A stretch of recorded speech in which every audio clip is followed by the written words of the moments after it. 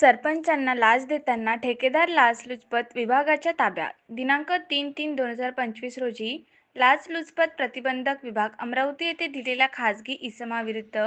दिलेल्या तक्रारीच्या अनुषंगाने आज दिनांक 5/3/2025 रोजी पडताळणी कारवाई दरम्यान खासगी इसम मनीष नरेंद्रराव श्रीखंडे व 29 वर्ष, व्यवसाय शासकीय कंत्राटदार, राहणार घर नंबर 54, केदारेश्वर मंदिर रोड, केदार चौक, वरुड, जिल्हा अमरावती, तसेच सुदेश भरत मेवानी 32 वर्ष, व्यवसाय शासकीय कंत्राटदार, राहणार यशवंत बाबा कॉलनी, अमरावती रोड, वरुड यांना मौजे ग्रामपंचायत हिंगणगाव येथील रस्ता तयार करण्याचे काम त्यांना मिळाले असून त्यांनी सदरचे काम 15 दिवसापूर्वी सुरू केले असून रस्त्याचे काम शासनाच्या नियमाप्रमाणे न केल्याने सरपंच तक्रारदार यांनी बांधकाम विभागाचे वरिष्ठ अधिकाऱ्यांकडे तक्रार केल्या।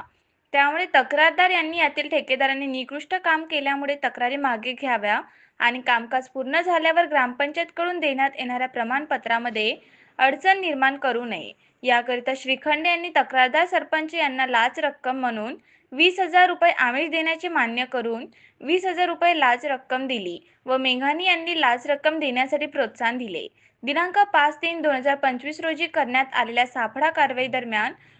मनीष नरेंद्रराव श्रीखंडे वय 29 वर्ष,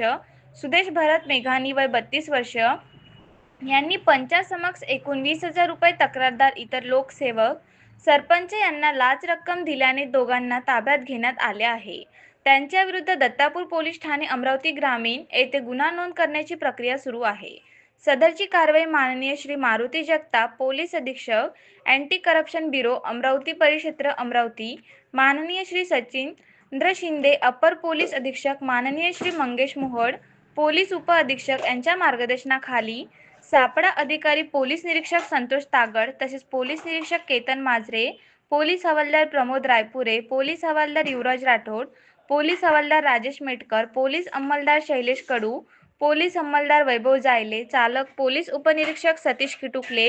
चालक पोहवा गोवर्धन नाईक यांनी पार पाडली। नागरिकांनी अशाच प्रकारे भ्रष्टाचारासंबंधी तक्रार देण्यासाठी पुढे यावे असे आवाहन लाचलुचपत विभागाकडून करण्यात आले आहे। विदर्भ टुडे न्यूजसाठी संतोष वाघमारे, धामणगाव रेल्वे।